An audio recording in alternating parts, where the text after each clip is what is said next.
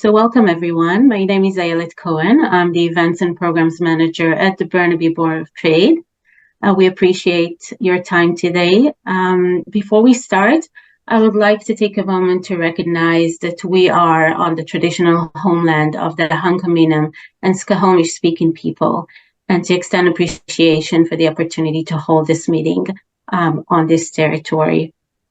So welcome everyone. In today's event, we have from MOSAIC, David Lee, Director of Employment, Language and Social Enterprise, and Pavan Gonzalez, Director of People and Culture.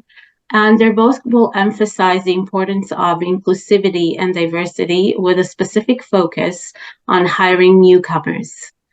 This webinar is designed to provide participants with actionable strategies to combat racism, promote diversity, and create inclusive workplaces where newcomers are welcomed and valued.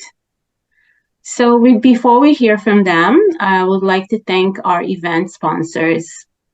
This event is delivered as part of our Diversity, Inclusion, and Equity program. And you can see their logos on the screen now. On the platinum level, we have BCIT School of Business and Media, Pacific Blue Cross, and Parkland Corporation. On the gold level, we have ABC Recycling, Alexander College, Electronic Arts, Hemlock Printers, Ricoh Canada, Scotiabank, and Sentinel Storage. I would also like to thank our annual partners, who are those organizations who stand out as top corporate citizens in Burnaby and support our work throughout the year. You can see their logos on the screen now. So now, just before we start, we have a representative from our sponsors from BCIT School of Business and Media. We have Chandan Johal, Associate Director, School Operations. Chandan? Thank you. Good morning, everyone. Welcome and thank you for joining us for our dynamic one-hour anti-racism seminar presented in partnership with MOSAIC Centre for Diversity. It's a pleasure to have you here today with us as we embark on this journey of learning and dialogue. In a world where diversity is not just a buzzword, but a source of strength, it's crucial to come together and have these important conversations. Today, we're diving deep into topics surrounding racism, diversity, and inclusivity, with a special focus on the experiences and contributions of newcomers in the workplace. I just want to take a moment to mention the efforts of BCIT's Respect, Diversity, and Inclusion Department and their dedication to creating an inclusive environment through strategic planning and education. BCIT's RDI department has been at the forefront of fostering an inclusive environment through various initiatives. They've released the Anti-Racism Framework, which is a comprehensive strategy that addresses priority action items such as education and raising awareness, data collection and analysis, human resources and policy, and creating an inclusive learning environment. In addition, the RDI team conducted an inclusive washroom audit, the results of which have guided the implementation strategy to increase all gender washroom opportunities, ensuring accessibility to all. The RDI team is also actively involved in numerous committees throughout the institution. For example, the directors chairs the Equity, Diversity and Inclusion Committee, the co-chairs, and also co-chairs the Accessibility Committee, and the Sexual Violence and Misconduct Prevention Committee. And their engagement ensures that diversity and inclusion remains central to BCIT's policies and practices. Looking ahead, the BCIT's RDI department is future-focused with an EDI environmental assessment underway. And this assessment will include data collection through staff and student surveys, focus groups, and review of documents and policies. And these results will contribute to the creation of an institute-wide EDI strategy, which we anticipate to be released in 2024. As we engage in today's discussions, let's not just listen, but actively participate and work towards creating positive change within our organization and communities. Together, we can build a future where diversity is celebrated, inclusion is a norm, and racism is a thing of the past. Once again, thanks for being here. Let's make the most of the opportunity to learn, grow, and affect positive change. Thank you. Thank you, Chandan. We really appreciate your support. And now we're pleased to get underway with today's session. As we go throughout today's presentation, if you have any questions, please enter those in the Q&A section in the bottom of your screens, and we'll try to save a few minutes at the end to answer those. So I'm pleased to be joined by David Lee, the Director of Employment, Language, and Social Enterprise at MOSAIC. David works with employers across sectors, industries to connect them with newcomers and other groups to fulfill their workforce needs. I'm also pleased to be joined by Payvan Gonzalez, the Director of People and Culture at MOSAIC. She oversees the HR department, volunteer department, and the Center for Diversity. She works with every layer of the organization to ensure holistic and equitable people practices and policies are implemented through an EDI, anti-racist, and accessibility lens. David and Payvan, I'll hand it over to you. Thank you so much, Eilert, and to Sarah, the Burnaby Board of Trade team, for supporting this webinar, and to Chandan for your opening remarks. We're very excited to share what we can, recognizing that within an hour, this is a very big topic. So we'll do a combination of providing some basic definitions and terms, but really getting into the concrete, because knowing that many of you, as members of Burnaby Board of Trade, belong to organizations and businesses of various sizes, we want to get to what is the action we can take. But as we start, I will just pull up our slides here. And so the topic, advancing inclusivity, anti-racism strategies for embracing diversity. We would also like to express our appreciation, gratitude to the Indigenous peoples on whose unceded territory we are on.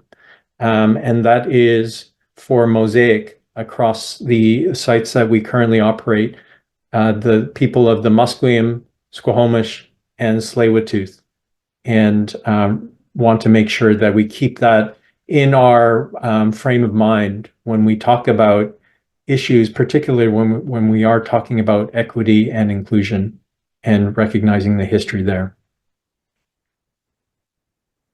So today's topics, we've got 3 that we'll cover in the course of the next 40 minutes or so, starting with the basic definitions, understanding racism and inclusivity, looking at anti-racism and what that actually entails in terms of us being able to practice that. What can I as an individual do around adopting anti-racism practices? And thirdly, building inclusive communities, and within communities, we can also say communities and workplaces that embrace newcomers. In terms of understanding racism and inclusivity, we wanted to start with some basic definitions, starting with what is race. And if we look to definitions that come from the dictionary, the definition of race might be focused on biology, looking at shared physical characteristics, and whether it's skin tone, hair color, those types of characteristics to define what groups people together in race. But we also want to emphasize the fact that it's beyond just that strict dictionary definition, to consider the fact that starting in and around the 1500s and to where we are today, there is also a very social and political aspect to race. And the fact that race has been used as a tool, and not as a positive tool in many instances.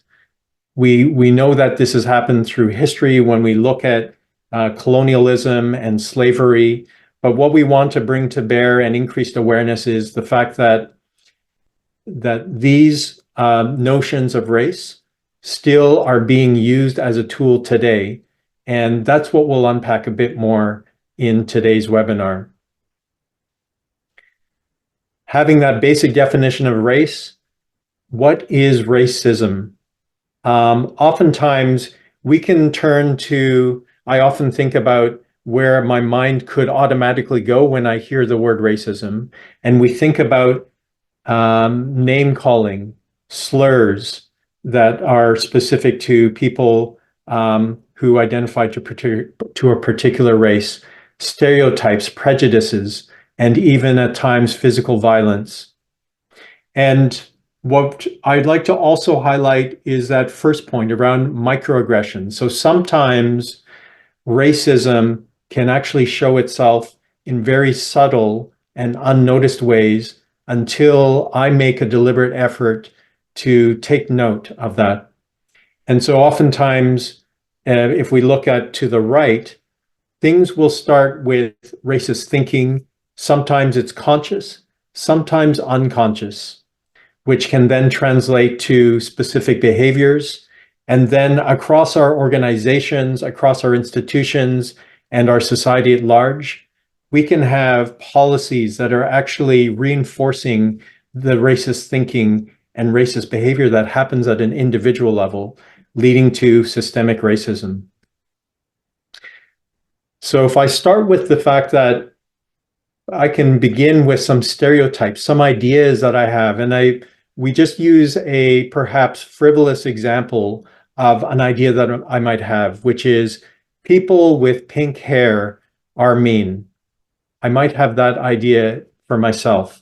That's what I'm thinking, which can then lead to how I feel towards people with pink hair. And then from that feeling can actually result in actions, whether those are things that I might say, decisions that I make in relation to people with pink hair. And it can be something as small as I'm choosing not to sit beside my coworker with pink hair in the lunchroom. And so things can begin at that small scale level. I'll now turn over to Payvand. So we've talked about stereotype, we've talked about prejudice, but what do we mean when we're talking about diversity? Diversity is being invited to the party, inclusion is being asked to dance, and equity is being part of the planning committee. So what we really mean by diversity in terms of it referring to seeking the equal or greater representation of historically marginalized folks. This includes gender, race, ethnicity, abilities or disabilities, faith, sexual identity, etc. So we really want to avoid using diverse to describe a person of color, because by doing so, what we're actually doing is we're centering whiteness in the conversation. So we want to be as specific as possible when we're talking about a person. If you're talking about diversity in the workplace, highlight more than race and gender. Folks are more than their outward-facing attributes. And when we're talking about inclusion, what we're referring to is the actions taken to represent, welcome, and value people from historically underrepresented communities. And with equity, that being a central effort for diversity and inclusion. It refers to identifying and dismantling systemic barriers to the representation and inclusion of historically marginalized communities. So diversity versus underrepresented. This is an important differentiation. And just to recapture, like we just said, diversity refers to the broad range of people and their characteristics that make up your organization. So race, gender, ethnicity, religion, etc. One single person should not be addressed as a diverse person or a diverse hire or a diversity hire, to reiterate. What you're actually signaling is that person is other or not included in your current community, or that they are only hired because of factors that aren't actually related to their skills for the role. And underrepresented. So this is what's important here in terms of data. This is where your data for your organization is important. What is your demographic and who is underrepresented in your specific community? Is that underrepresentation taking place also at the recruitment level as well? That's an important thing to identify. And identifying those gaps and those identifications specifically will actually highlight your path to a more diverse workplace. A really good example of that is GitLab. I'm not sure if you all have heard about them, but GitLab is a development software firm based in the United States. And GitLab's determined their underrepresentation definition. They used the specific National Science Foundation data for their specific field in IT and development to determine who was underrepresented in their field. And then they made a commitment to that. So that's something that I definitely highly recommend for each workplace. We're not trying to replicate each other. Rather, we are actually trying to create our own inclusive ecosystems. All right, so benefits of inclusion. It's the right thing to do. It's the law.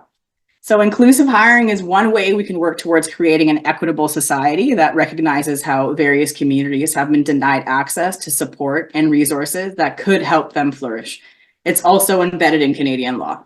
But it's important to highlight that we aren't just doing this because it's the law. That's when we start walking into performative territory.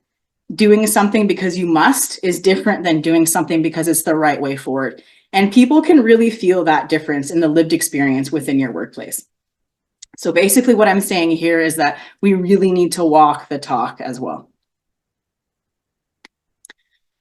So these are 5 key pieces of Canadian provincial legislature that work towards increasing equity and preventing discrimination in the Canadian workplace. So the Employment Equity Act, it addresses employment barriers for women, Indigenous people, persons with disabilities, and members of visible minorities in federally regulated organizations. The Accessibility Act promotes accessibility and inclusion for individuals with disability with standards and compliance measures as well. The Canadian Human Rights Act prevents discrimination and promotes equality in the areas of employment and the provisions of goods and services. And the Human Rights Code works in conjunction with the Canadian Human Rights Act to ensure equality and prohibit discrimination. So I definitely encourage everyone to review all of these websites. It's a really good baseline for any policy work or architecture that you're going to be doing in your organization. Good to just have those tabs saved for everybody, basically. Thank you, Pavan. In terms of our next topic of anti-racism practices, we look to, first of all, starting with the definition of what is anti-racism. And if we take the analogy of standing on the moving escalator at the airport, if I just stand there, I will still move. I haven't taken any action, and I will still move from point A to B, which is convenient for me if I'm looking to get to a place and I have heavy luggage and such. But the key point here is that if we think about the systems and processes that we have within our society, within our government, institutions, within our own organizations and businesses, just by doing nothing, certain things will happen. There can be elements that further racism just within those systems and processes. And therefore, anti-racism requires deliberate, intentional action. What does that action need to do? Well, first of all, it needs to address bias. And taking the definition we have here, bias being the unfair preference for or prejudice against a group due to preconceived ideas about the group's capabilities. I can see that we all have bias.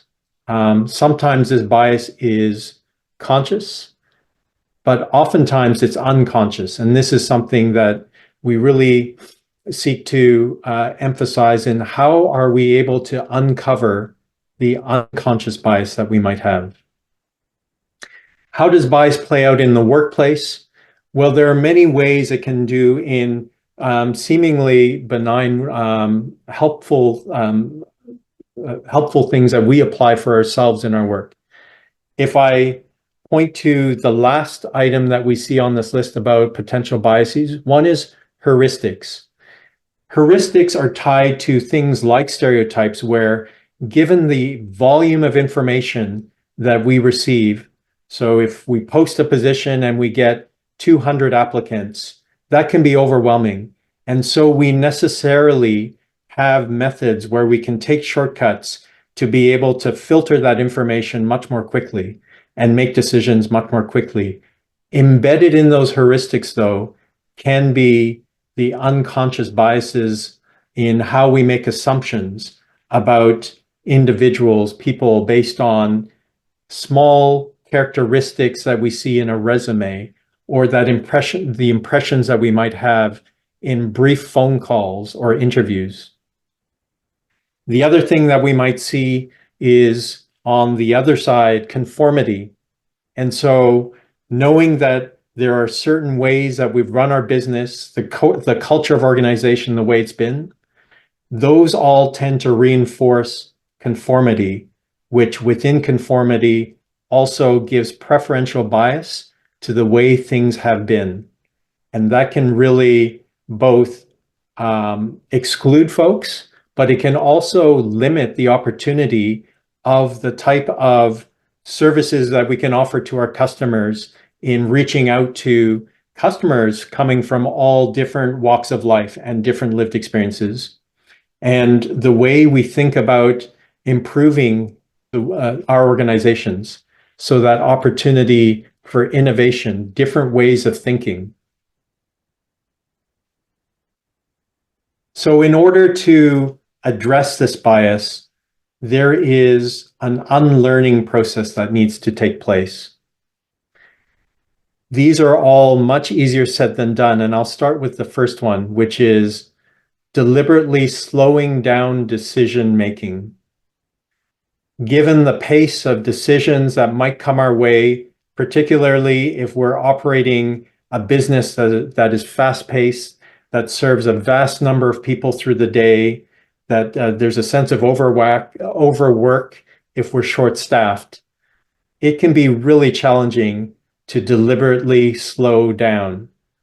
But as a part of that slowing down, and it's not to say that we don't offer customer service with fast turnaround, it's finding those times during the day, during the week, to step back from the fray and really assess how we're making our decisions. And that includes not only putting that upon myself as one person, but asking others for feedback. It's taking the time alongside others within my organization about looking at how we've made decisions and questioning whether we would still make those same decisions today. So the way we've made decisions over the last 5 years does not necessarily need to dictate the way we continue to make our decisions. It's to question the stereotypes that I have, and that's the benefit of asking others for feedback and perspective. And then to be accountable. So if there are commitments that we as an employer make to our staff, that we as an organization make to our clients or to our customers, is finding ways to be held accountable to that. With that comes transparency. It's also not only asking others about their perspectives, but it's taking the time to ask myself those questions about where am I making assumptions and ensuring that those assumptions still hold true. Or it may have been I made assumptions that were incorrect in the past and I need to correct them now. Starting with that idea of anti-racism being action, let's start at a small scale, starting with microaggressions. So microaggressions being the brief and everyday slights, insults, indignities, and denigrating messages sent to people in a minority group by people in the majority group, or people who have traditionally held power, who are often unaware of the hidden messages being communicated. I think microaggressions, even with the word micro, I think what's important is to understand what the impact is on those who might be on the receiving end of microaggressions, and the cumulative impact through the course of a day, through the course of months, and even years.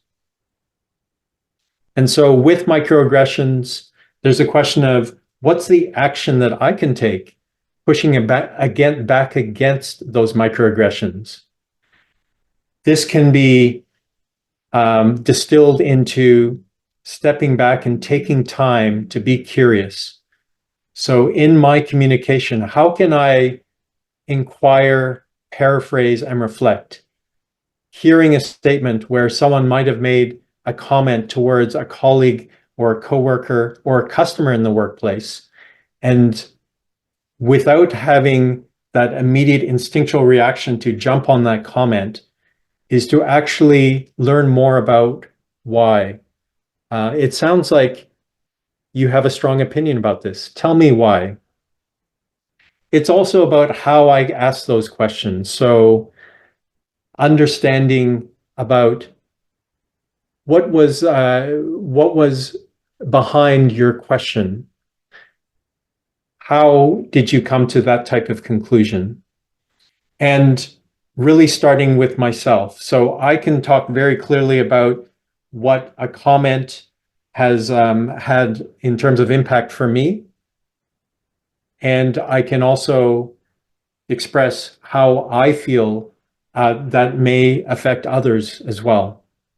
And so my intention to learn more about where another person is coming from, but also be clear on wanting to understand how that impact is understood in a shared way. That intention and how I have that conversation makes a significant difference. So when microaggressions occur, what's something that I can do to actually address that and create micro-inclusions? Take those moments, a quick comment that might have been said, and actually address that as a way to intentionally include. One is a direct approach, and is to state very clearly that, hey, I know that I've heard that we typically do it in this way. We might need to consider who's not in the room and remember think about how we can include them. Or I can express my discomfort very directly to someone who's made a comment and ask them about considering and thinking about how that impact could be addressed and how we can take care of not compromising the impact or the well-being of others in our workplace. An indirect response is also reaching out to someone who might have been on the receiving end of a microaggression and reaching out to them to see, how did it land for you? Is there anything I can do to support? I think there's some care that we can take around that, is not to assume that someone is in need of help from me, but it's just the reaching out and seeing if there is something that they would see that would be helpful to them. And it's allowing them to have the opportunity to respond to that situation in the way they see is helpful to them. So in summary, around anti-racist action, there are things that we can do on a personal level.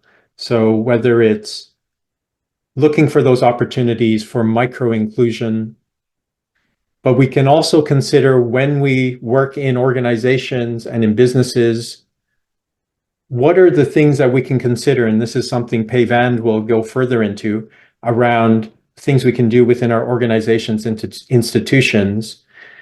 And if we look at the bigger picture, it's also for us as individuals to consider, what can we do to address things on a system-wide level? And that can be outside of our individual organizations and businesses. Over to you, Payvand. Thanks, David. Okay, so we've talked about bias, we've talked about microaggressions and anti-racist actions. So how can we foster or practice diversity tangibly? And the answer, as David just outlined, is active, deliberate action. So inclusion on purpose. Inclusion is one of the most important leadership traits of today. Inclusion, unfortunately, isn't unconscious. Inclusion on purpose requires awareness, empathy, a growth mindset, and intentionality. So creating an inclusive work culture is a combination of how the leaders approach the workplace with the institutional practices to ensure that that inclusion is everyone's experience, and the personal individual commitment to educate and practice. So we must be willing to set aside our own perceptions of life to really listen, to seek to understand, and empathize with what others are actually going through at that time. So how do you actually navigate an intercultural space? How do you navigate those intercultural challenges? So asking others general questions rather than personal or specific. Reflect on what our filters have taught us about other cultures. Understand your own personal background and culture, and emphasize respect. So as we've been discussing, depending on our societal and therefore cultural context, we are socialized in a really particular way and taught norms on how to survive or thrive in our societies, whether that be through family, education, media, for example, which really does create our perspective on how we engage in the world. And as we discussed, biases are created and reinforced by our cultural contexts and societies through things like education and media. And we've talked about those biases and what that leads to folks. What that leads folks to really is holding back on their thoughts and opinions, which actually does result in a loss of identity, a loss of creativity and innovation, and a loss of those opportunities to collaborate with your demographic. And what that also leads to is when you've got those intercultural challenges is in-group favoritism. So a tendency to favor a member of those in-groups and then neglect a member of those out-groups. So basically what we're talking about is preferential bias. What is your preference? We tend to lean that way. And we need to make sure that we're always checking in with ourselves to make sure that we're catching those opportunities. Okay, recruitment. So diversity versus underrepresented, we did touch base about that. We reviewed this. So this applies to your recruitment, as I mentioned as well, and it's super important. So if you're noticing that you have a gap in your candidacy pool, this is a good identifier that maybe you need to actually broaden your pool of access. But most importantly, like we talked about, not going into that recruitment process with the mindset of, I need a diversity hire. You're hiring for the best skilled person for that role. And what you're then trying to determine is an equitable and diverse access to that role. All right, we're going to move next into some recruitment biases. So we've talked about bias throughout this presentation, but what are the other ways that bias shows up for us in recruitment?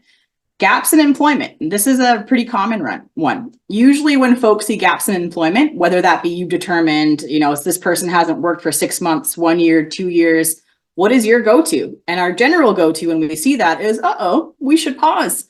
Something might be up here.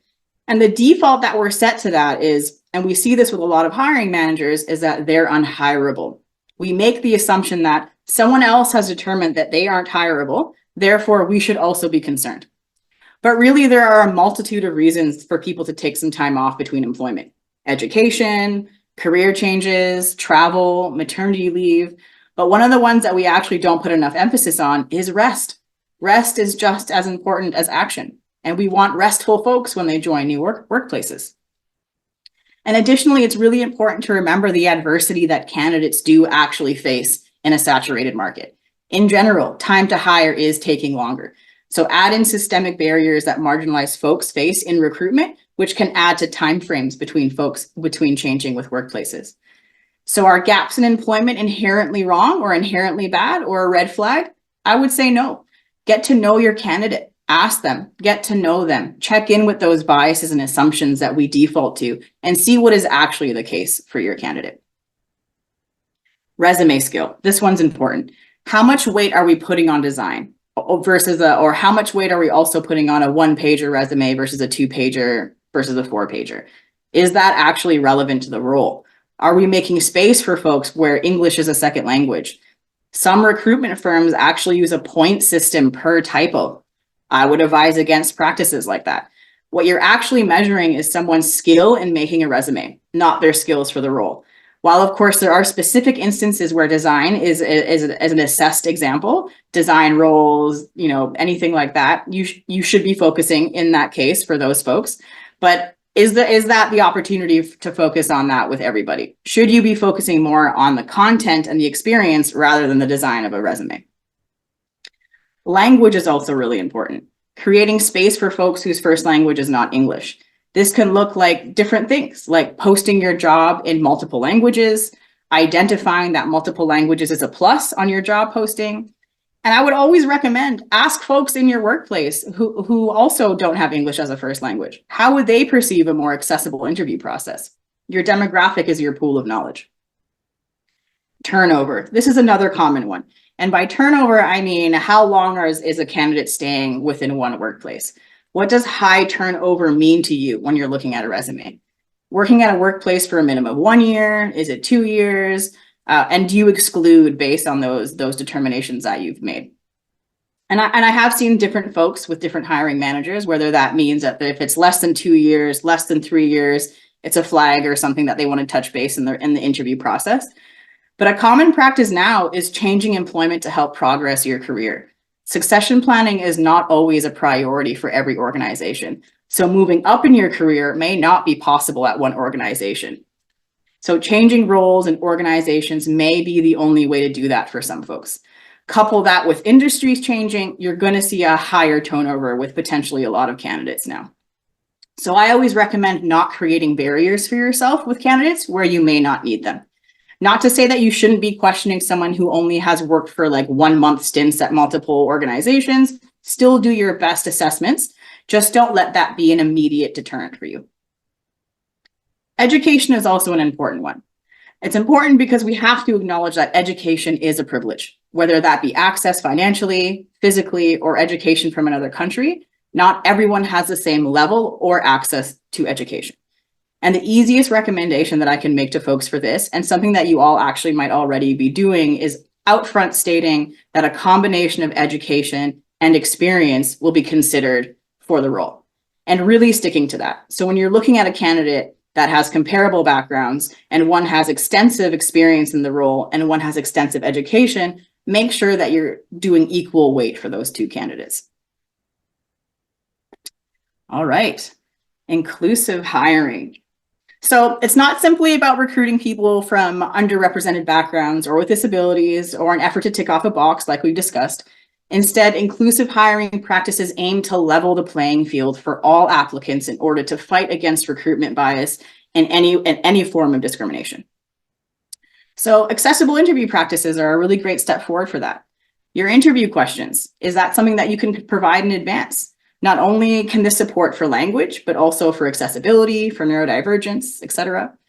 Diverse interview panels. Diverse perspectives are important, not only from the candidate side, but also from your hiring committee. Make sure that your perspectives that are being put on your candidates are also diverse. And honorariums, this is also a really important thing. We've got lots of hiring practices that include take-home assignments. So asking someone to take time off of their day to do work for your interview, we can't make assumptions that they can actually handle that financially. And honorariums can range from $100 to $300 depending on the project that you're requesting. So definitely try to embed that into your hiring practice if you're expecting folks to do work for your interview outside of the immediate interview process. Hiring tools are also really important, but I like to caution, beware of algorithm bias. Algorithmic bias occurs when algorithms make decisions that systemically disadvantage certain groups of people. And there's a very big famous IT company out there that used an algorithm to parse out and filter their applications that accidentally filtered every single female applicant that they received. So while algorithms and AI can be really helpful, please be mindful and architect that data accordingly. Another really good thing to also highlight is vertical and horizontal job opportunities. Not everybody is looking for a promotion, and that's okay. Some are happy staying in their current space, and that means encouraging lateral moves if that's what your employee base has also identified. And the last thing that's important to highlight is expanding where you're posting your job ads.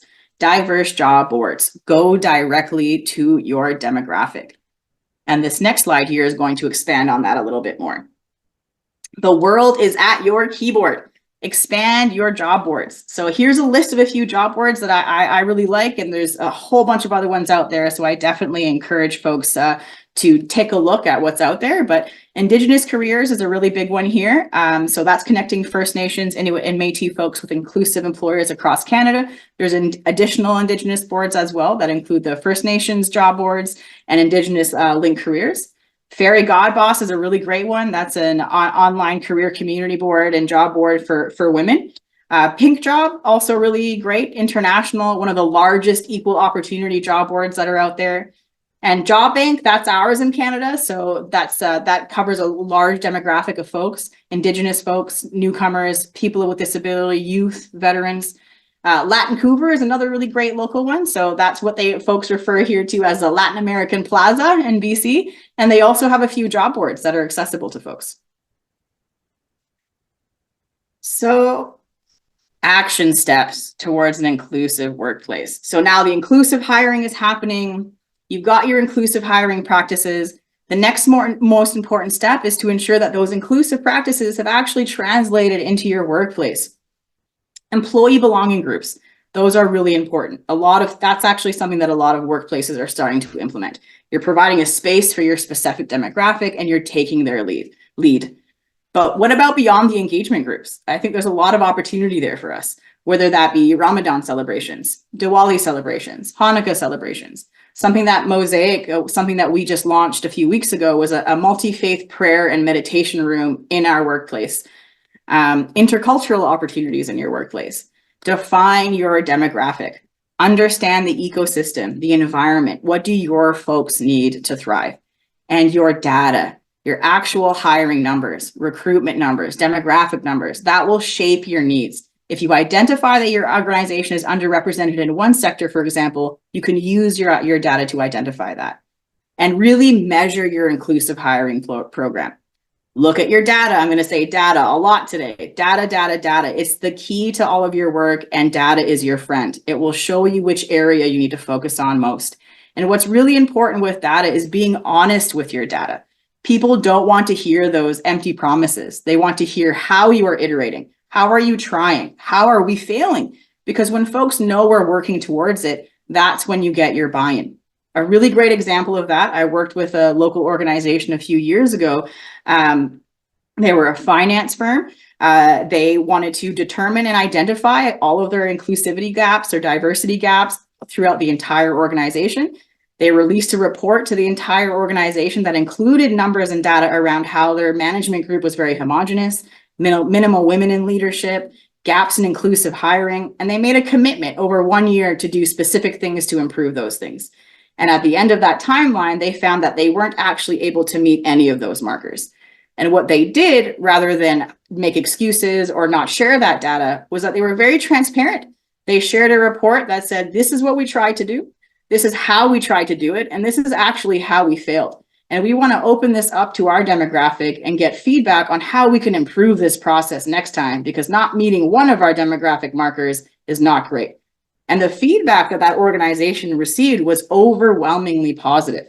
It was thanks, because we experienced that we didn't meet those markers that we tried to throughout this year. Your staff are going to feel it if those things aren't met. And being transparent about that and then taking that next action step to engage them in that process is where you're going to find that you have buy-in for continual progress with diversity, equity, and inclusion in your workplace. So, creating your action plan. What actions can you take to make your organization more inclusive? What can be done at the organizational level to ensure an inclusive work environment? This is our opportunity now to touch base, ask questions, any call-ins y'all have for your organizations. This is our opportunity now in the presentation to have a few minutes together if we want to touch base about those things. And Pavan, I just saw there's a question in the chat box. Someone asking about how to collect data in a respectful way. Yeah, that's a great question. So there's a couple of different ways that you can get data. You can do anonymous surveys in your workplace, depending on the data that you're looking to extract. You can also embed it in your hiring practices. So there's a few organizations, and it's becoming common to ask questions that are open-ended through your hiring process. How do you identify? Do you identify as somebody with a disability? Do you need any accommodations in your interview process?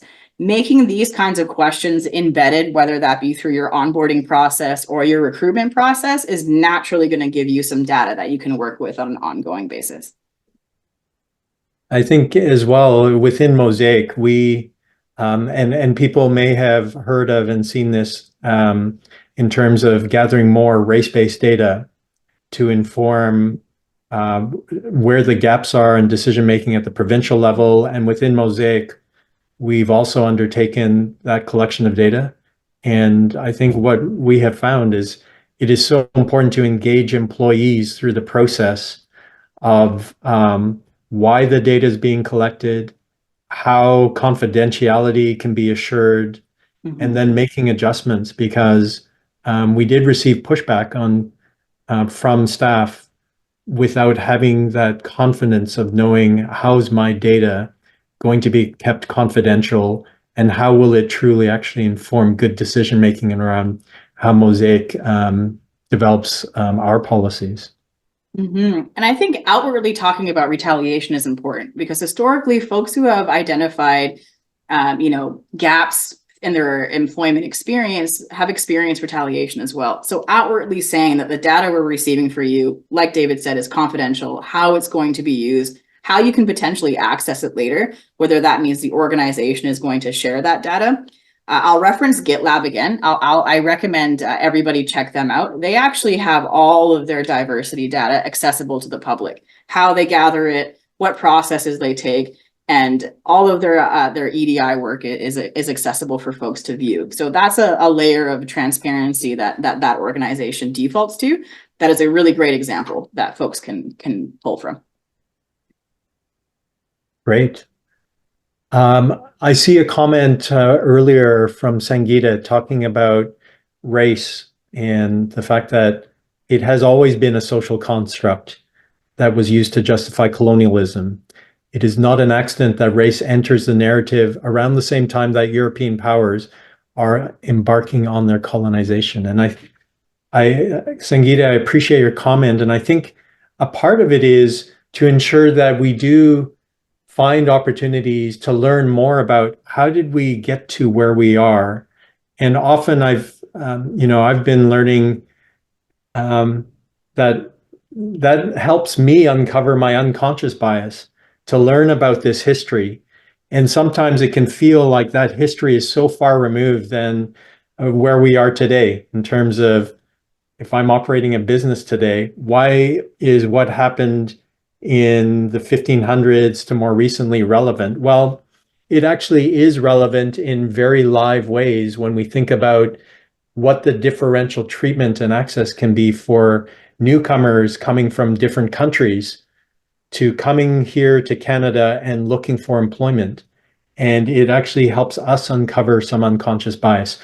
I might just give one example that's really stood out for me in the last couple of years of work that we've done in supporting internationally educated health professionals, and in one case in particular, nurses, where when it comes to credential recognition, if someone has received their nurse licensing from countries such as the US, the UK, Australia, or New Zealand, it's a much quicker pathway than other countries. And that could be in spite of the fact that someone who might have been educated and worked as a nurse in the Philippines was educated in English, and yet there's a differential in how quickly they're able to access credential recognition or employment in healthcare in Canada. So those things are very much alive.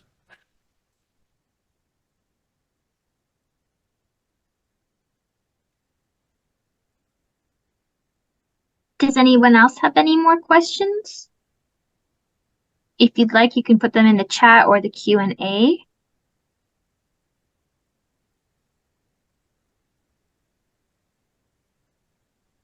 Hey, Van, one thing that came to mind when you're describing some of those biases in terms of hiring, like employment gaps or education, something that I've had to reconsider as well for myself. Education, it's been so easy to default to what are the educational institutions that I'm familiar with. So if I see an applicant who went to a Canadian university or college, and unconsciously biasing in favor of those candidates over someone who was educated at an institution I've never heard of before, that was an important thing that got highlighted in our recruitment processes. And I really appreciate the value of the colleagues that I've had on hiring panels. And that's the value of having people with those different perspectives really highlight those. And when we talk about our candidates. It just opens our access to so much information. It opens our access to being able to iterate those things together. And those perspectives are what make up your workplace. Those perspectives and those lived experiences is what make up your culture as a workplace. So emphasizing that diversity in education or experience will really help bolster that. So yeah, absolutely agree. Totally, David. Yeah. Yeah.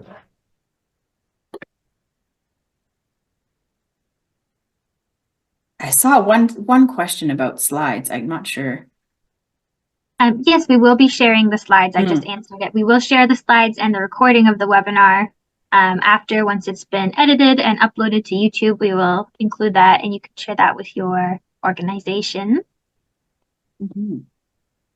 And I know we gave y'all a lot of information. This is a lot to process. It's heavy stuff as well. So if after the seminar, if y'all want to reach out to David and myself at any time, please feel free to do that. We'd be happy to support and engage with y'all in any way that can support you and in your journeys.